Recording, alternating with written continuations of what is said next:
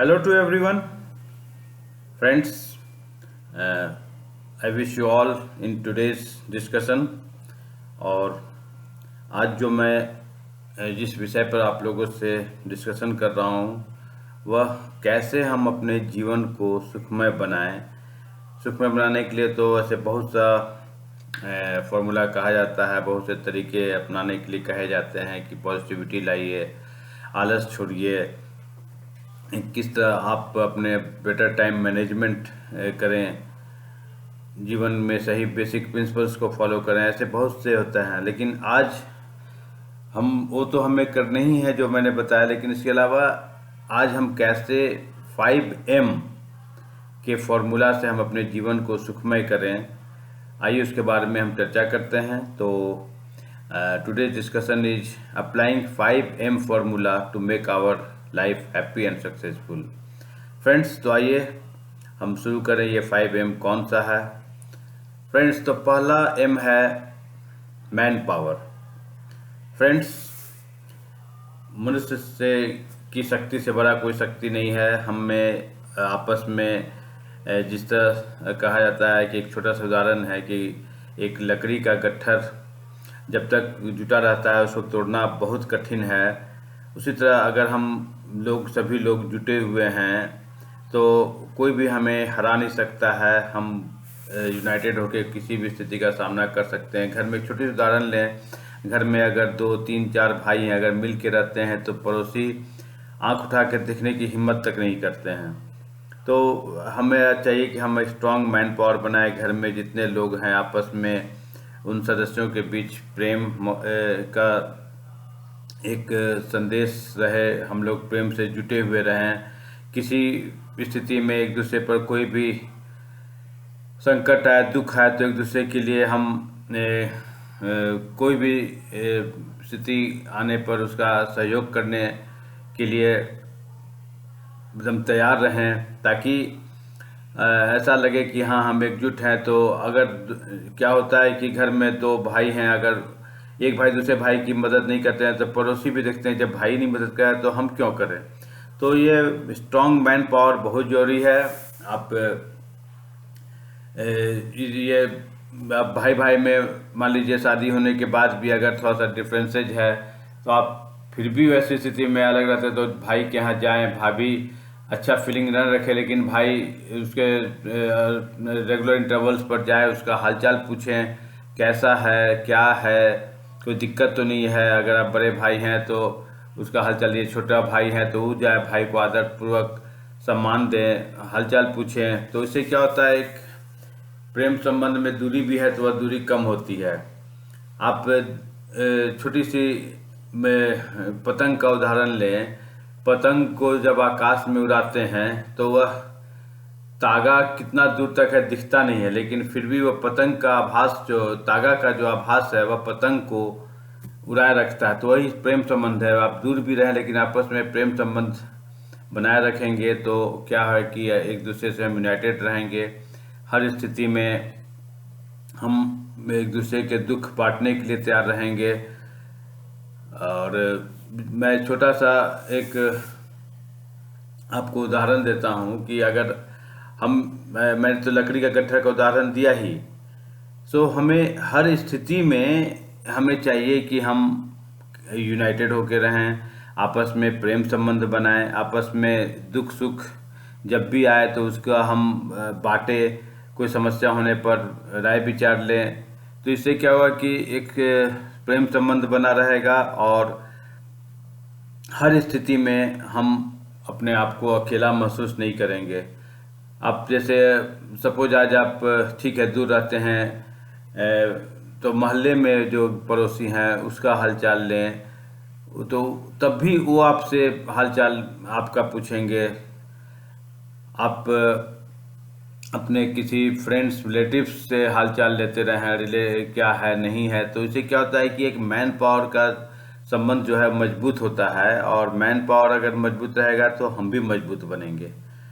तो ये man power का पहला एम मैंने बताया। आइए अब सेकेंड एम की ओर हम आए। सेकेंड एम है वह है mind power. Friends, mind means brain power. Brain power सबसे जरूरी चीज़ है, सबसे अहम रोल हमारे विकास के लिए इस माइंड पावर का है, ब्रेन पावर का है। कहा जाता है कि शरीर के हर अंग का विकास तो अपने आप हो जाता है, हाथ पैर जो है, बाल है, ये सब है, अपने नाक मुंह, ये अपने आप बढ़ जाता है, लेकिन माइंड कब कैसे बढ़े, इसके लिए हमें इसके लिए सोचना होगा, हमें उसके लिए अपने आप में अच्छा एसोसिएशन लाना होगा, बुद्धिजीवियों के साथ संपर्क में रहना होगा, अच्छी किताब पढ़ने होंगे, अच्छे सत्संग सुनने होंगे, कैसे मेरा माइंड विकसित रहे वैसा हमें इंगेजमेंट करना होगा, क्रिएटिविटी अपने अंदर लाना होगा। अन्यथा क्या होगा कि हम अपना विकास नहीं करेंगे तो हम इस रेस में काफ़ी पीछे हो जाएंगे। आप ये छोटे से उदाहरण देखें कि आदमी तो जन्म लेता ही है, भगवान सबको आँख कान मुंह नाक ये ब्रेन देता है, लेकिन काहे कोई आइंस्टाइन बनता है, काहे कोई हमारे देश के राष्ट्रपति अब्दुल कलाम आज़ाद जैसे बनते हैं महापुरुष, और नहीं तो कोई नटवरलाल क्रिमिनल आदि बनते हैं। तो ये माइंड जो है, मैं जो कहा कि माइंड पावर, इसका प्रॉपर विकास करना बहुत जरूरी है। अगर हम इसका विकास नहीं करेंगे तो हम बहुत पीछे चले जाएंगे। आप छोटी सी उदाहरण लें कि माचिस की तिल्ली का उदाहरण, कि माचिस की तिल्ली हम लेते हैं तो उसमें लकड़ी का वो जो एक छोटा सा ये रहता है, ऊपर उसके मुंह में ऊपर में वो बुराद जैसा लगा रहता है। तो हम उस माचिस की तिल्ली के समान है, जिसमें ऊपर शरीर उस लकड़ी के कांटे के समान है और ऊपर जो बारूद सा लगा हुआ है वह हमारा मस्तिष्क है। अगर हम उस मस्तिष्क जो है, वो ब्रेन है, उसमें जैसा वो चिंगारी अगर भड़क पड़ेगा तो वो तो खुद भी वो तिल्ली जल जाएगी और लोग भी जाते। वही हमारे माइंड की स्थिति है। माइंड में हम कैसे अपने क्रोध पर नियंत्रण करें, कैसे हम अपने वासनाओं पर नियंत्रण करें, ताकि हम किसी प्रकार के कोई आवेश में, कोई इस तरह की वासनाओं के भावना में हम नहीं आए और अपने आप को हम कंट्रोल रखें। क्योंकि हम हर स्थिति में कैसे अपने आप को संयमित रखते हैं, कैसे हम हर स्थिति का सामना करते हैं, वह मस्तिष्क ही हमें निर्देश देता है। और उसका विकास हम उसी ढंग से अगर करेंगे, प्रॉपर नर्चरिंग करेंगे अपने दिमाग का, तो निश्चित रूप से हम सफल रहेंगे। क्योंकि शरीर का तो विकास अपने आप हो जाता है, लेकिन हम अच्छा खाना खाएं, सब कुछ करते हैं, लेकिन हमारा माइंड क्या है, कैसे वह विकसित रहे, कैसे हम उसको अच्छे एसोसिएशन में रखें, कैसे हम मेडिटेशन आदि करें ताकि वह दिमाग संयमित रहे, एकाग्र रहे, सही फोकस्ड होकर कोई डिसीजन ले, यह बहुत ज़रूरी है। हमें हर दिन हम अच्छे खाने के लिए सोचते हैं, अपने पेट का ध्यान रखते हैं, लेकिन मस्तिष्क का हम बिल्कुल ध्यान नहीं रखते हैं। उसको हम कैसे बेटर फूड दें, कैसे उसका बेटर एसोसिएशन रखें, कैसे उसका पूरा विकास हो, ताकि हम अपने आप को इस रेस में काफ़ी बैलेंस रख सकें, आगे बढ़ा सकें। आज आप छोटा सा उदाहरण लें कि जो हाथ पैर नाक मुंह जो हमारा चलता है, वह अपने आप नहीं चलता, वह ब्रेन ही है जो हमें चलाता है। तो हमें अपने ब्रेन के विकास के लिए हर समय हर संभव पूरा प्रयास करना है, ताकि ब्रेन अगर हमारा प्रॉपर वे में हम उसको इंगेज करेंगे, अच्छा एसोसिएशन देंगे, अच्छा नर्चरिंग करेंगे, तो निश्चित रूप से हम सक्सेसफुल रहेंगे। अब छोटा सा एक मैं उदाहरण देता हूँ कि अगर किसी को पैरालिसिस हो जाता है, पैरालिसिस हाथ में होता है, फिर भी हम किसके पास जाते हैं? हाथ पैर के डॉक्टर के पास जाते हैं? नहीं, हम ब्रेन के डॉक्टर के पास जाते हैं, न्यूरोसर्जन, न्यूरोफिजिशियन, न्यूरोसर्जन के पास जाते हैं, ताकि वह हमें बताता है कि कैसे, क्योंकि ब्रेन से ही सारा रिलेटेड है। हम गुस्सा क्रोध करते हैं तो उसी कारण पैरालिसिस का अटैक होता है। तो ये सब चीज़ ब्रेन पर, हमें छोटा सा उदाहरण मैंने दिया, तो इसी से आप समझ सकते हैं कि ब्रेन कितना महत्वपूर्ण है। इसका प्रॉपर नर्चरिंग, प्रॉपर केयर बहुत ज़रूरी है। अब आइए थर्ड एम की ओर। थर्ड एम जिसको कहते हैं मैनेजमेंट पावर। मैनेजमेंट पावर यानी कि कैसे हम हर चीज़ का व्यवस्था करें, कैसे हम हर चीज़ व्यवस्थित रखें। सुबह हम उठते हैं तो उठते के साथ समय पर एक हम उठने का आदत डालें, उठते के साथ जो अपना बेडशीट वगैरह है उसको प्रॉपर अरेंज कर लें। जो हम ऑफिस से आते हैं तो ये नहीं कि ऑफिस से आए तो हर चीज़ इधर उधर फेंक दें, हम उसको व्यवस्थित रखें। तो बच्चे में भी इस तरह का एक फीलिंग आएगा, वह ऐसा करने के लिए सोचेगा। नहीं तो नॉर्मली देखिए कोई बच्चा जब स्कूल से आता है तो क्या करता है, बैग इधर फेंका, टिफिन उधर फेंका, वाटर बोतल उधर फेंका, जूता उधर फेंका, मोजा उधर फेंका, शर्ट पैंट इधर उधर अपना।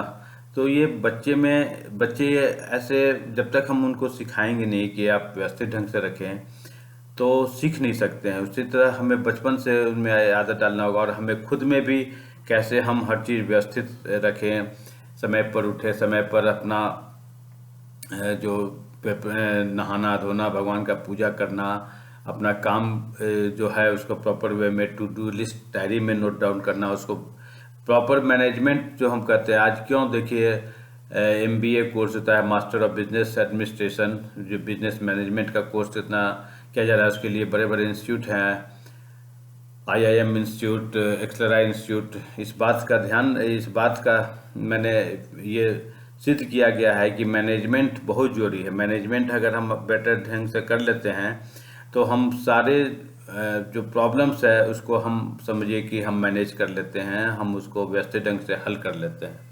तो प्रॉपर मैनेजमेंट में के लिए मैनेजमेंट पावर आपको बढ़ाना होगा। आपको हर चीज़ व्यवस्थित ढंग से हो, इसके लिए आपको वैसा इनपुट्स लगाना होगा, और तभी हम हर चीज़ में बेटर वे में कर सकेंगे। अब आइए हम फोर्थ एम की ओर बढ़ते हैं, जिसको हम कहते हैं मनी पावर, पैसे की शक्ति। कहा भी गया है न बाप बड़ा न भैया, the whole thing is this that, की सबसे बड़ा रुपया। तो पैसा सबसे महत्वपूर्ण हो ही गया है, क्योंकि हम देख रहे हैं कि पैसे से ही हर कार्य होता है। तो हम जहाँ भी हम जो भी महीने में अर्न करते हैं, हम उसको प्रॉपर वे में उसका प्लानिंग करें, बजटिंग करें। आज किसी का 2 लाख रुपया भी महीना सैलरी है, लेकिन फिर भी वो उसको प्रॉपर मनी मैनेजमेंट नहीं कर पाने के कारण हर समय उसका हैंड टू माउथ पोजीशन होता है। तो हमें ये देखना है कि हम मनी का कैसे प्रॉपर मैनेजमेंट करें, हम जरूरी चीज़ में अपने सब खर्च करें, कुछ हम दान पुण्य भी करें, जरूरतों का मदद करें, और अपने भविष्य की प्लानिंग भी बेटर वे में करें, ताकि किसी प्रकार की कोई जो भविष्य में समस्याएं हो रही, कोई हेल्थ प्रॉब्लम, बच्चों का एजुकेशन, शादी ब्याह, हम हर चीज़ सही ढंग से कर सकें। तो ये मनी पावर सचमुच इम्पोर्टेंट है, और हमें अभी से ऐसा अपना इस बात का ध्यान रखना है कि हम जो भी धन कमाएं उसका हम अपने में जो डे टू डे खर्च के लिए करें। कुछ पैसा हम अपना एक फ्यूचर प्लानिंग के लिए अभी से हम उसको एलोकेट करें, ताकि किसी प्रकार की दिक्कत भविष्य में ना आए। पैसे सब जितना भी किसी का आप देखिए कि 10,000 रुपया महीना ही मिलता है, फिर भी वह बहुत हैप्पीली और बेटर वे में मैनेज करता है। किसी का 2 लाख रुपया भी सैलरी होता है, फिर भी वह हमेशा आर्थिक दिक्कतों का सामना करता है। तो ये प्रॉपर मनी का हमें महत्व समझना होगा। उसके लिए मैं खासकर बड़े बुजुर्ग को तो इस बात को और समझना होगा कि वह जब शुरू से वे बच्चों को देते आए हैं, वह ऐसा अपना प्लानिंग करें मनी का कि भविष्य में भी उन्हें हाथ फैलाने की जरूरत न पड़े। वो अपने भविष्य के लिए कुछ पैसा निश्चित रूप से रखें, ताकि किसी प्रकार की इमरजेंसी आने पर उस चीज़ का वो मैनेज कर सके, उनको किसी के सामने हाथ फैलाने की जरूरत ना हो। तो ये मैंने मनी पावर के बारे में चर्चा किया। अब लास्ट जो सबसे इम्पोर्टेंट है वह है मोरल पावर। कहता है when wealth is lost nothing is lost, when health is lost something is lost, and when character is lost everything is lost. तो वही आज मोरल है। मोरल हमारा अगर ऊंचा रहेगा तो हम कभी भी अब किसी के सामने स्वाभिमान के साथ खड़े हो सकते हैं। और कैसे हम अपने मोरल पावर को बढ़ाएं, तो इसके लिए है कि हम अपने जो इथिक्स है उसका पालन करें, बेसिक प्रिंसिपल्स का पालन करें, बड़ों का आदर करें, छोटों का स्नेह दें, किसी के साथ ईर्ष्या आदि का भावना न रखें, सबका सम्मान करें, सबके सुख दुख में भागीदार बने। हमेशा जो लीगल वे में कोई है उसका हम फॉलो करें, गलत आदतें, गलत सिस्टम को हम फॉलो ना करें। हम ये जो आज समाज में जो करप्शन आदि जो फैल गया है, हम उसको बिल्कुल अपने जीवन में न लाएं। हम जो सही मेहनत करें, मेहनत के आधार पर हम अपना कर्म करें, फल हमें निश्चित रूप से सही मिलेगा। लेकिन आज क्या है कि आदमी गलत तरीके से कम समय में चाहता है कि अधिक से अधिक हम अर्जन कर लें, तो वो चीज़ बिल्कुल गलत है। हमें अपना जो बेसिक प्रिंसिपल्स है, बेसिक इथिक्स है, बेसिक जो लीगल सिस्टम है, उसको हमें फॉलो करने होंगे और अपने आप में स्ट्रॉन्ग मोरल पावर बढ़ाना होगा। आज क्यों मोरल साइंस की पढ़ाई हर एक स्कूल में शुरू से बच्चों को पढ़ाया जाता है, ताकि मोरली हम स्ट्रॉन्ग बने। मैं छोटी सी उदाहरण आपको दे रहा हूँ कि एक लकड़हारा था। वह उसके पास जो लकड़ी काटने के लिए कुल्हाड़ी होती है, वह कुल्हाड़ी हर दिन काट के वह नदी के रास्ते से जाता था। एक दिन क्या हुआ कि वह नदी के रास्ते से जा रहा था और उसकी कुल्हाड़ी गिर गई नदी में।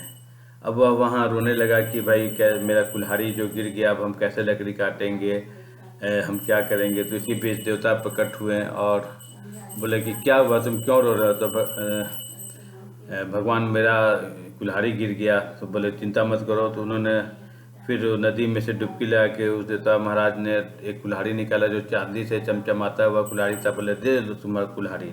लेकिन वह जो लकड़हारा था वह बोला नहीं नहीं, ये मेरा कुल्हाड़ी नहीं है। भगवान फिर डुबकी लगाएं, उसके अब इस बार वो सोने की एक कुल्हाड़ी अंदर से निकाले, बोले ये लो तुम्हारा कुल्हाड़ी। तो बोले कि लकड़हारा ने फिर बोला कि नहीं नहीं, ये भी मेरा कुल्हाड़ी नहीं है।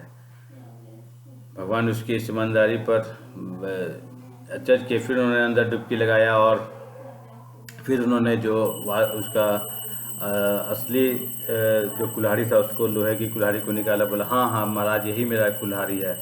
फिर वह बहुत खुश हुआ, कुल्हाड़ी लिया। तो देवता उसके ईमानदारी से इतने प्रसन्न हुए कि उन्होंने उसे बोला कि तुम सचमुच में तुम्हारी ईमानदारी, इस बात का से मैं बहुत खुश हुआ और ये तुम तीनों कुल्हाड़ी जो है ये लो, ये उपहार स्वरूप मैं तुम्हें तुम्हारा अपना कुल्हाड़ी तो दे ही रहा हूँ और ये चांदी और सोने की कुल्हाड़ी भी तुम्हें उपहार स्वरूप दिया जा रहा है। तो ये उसके बाद वह अपने घर गया और अपनी पत्नी को बोला। तो उसकी पत्नी बोली कि आप तो बिल्कुल बेवकूफ़ हैं, चलिए अब मेरे साथ चलिए, मैं देखिए कैसे देवता जी से सब चीज़ ले लेती हूँ। तो फिर वह वापस वहाँ गई और उस नदी में उसने डूबने का नाटक किया और डूब गई। तो महाराज, देवता महाराज फिर प्रकट हुए। उसने बोले क्या हुआ। तो वह बोले कि महाराज मेरी पत्नी डूब गई। तो बोले कि अच्छा पत्नी डूब गई। तो उसने फिर जो एक सुंदर सी स्त्री निकाला, बोला कि ये तुम्हारी पत्नी है। तो लकड़हारा को पुरानी कहानी याद था कि उसको 3 कुल्हाड़ी मिल गया था। तो बोला हाँ हाँ महाराज, यही मेरी पत्नी है। तो देवता महाराज को काफ़ी क्रोध आया। बोले कि तुम कैसे बोल रहे हो तुम्हारी पत्नी है, तुम्हारी पत्नी तो कोई और है। तो बोला महाराज इसके बाद आप करीना कपूर को निकालिएगा, उसको मैं बोलूँगा नहीं। और उसके बाद फिर तीसरे में जब मेरी अपनी पत्नी निकालिएगा तो फिर तो मुझे तीनों को लेके जाना होगा।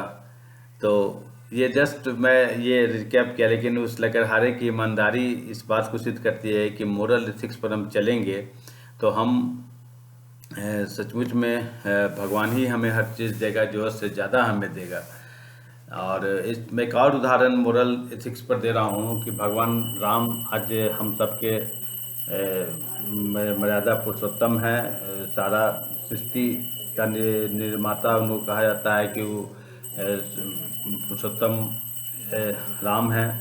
तो एक बार का वाकया है कि जब उनकी शादी हुई तो उनकी शादी माता सीता से हुआ था।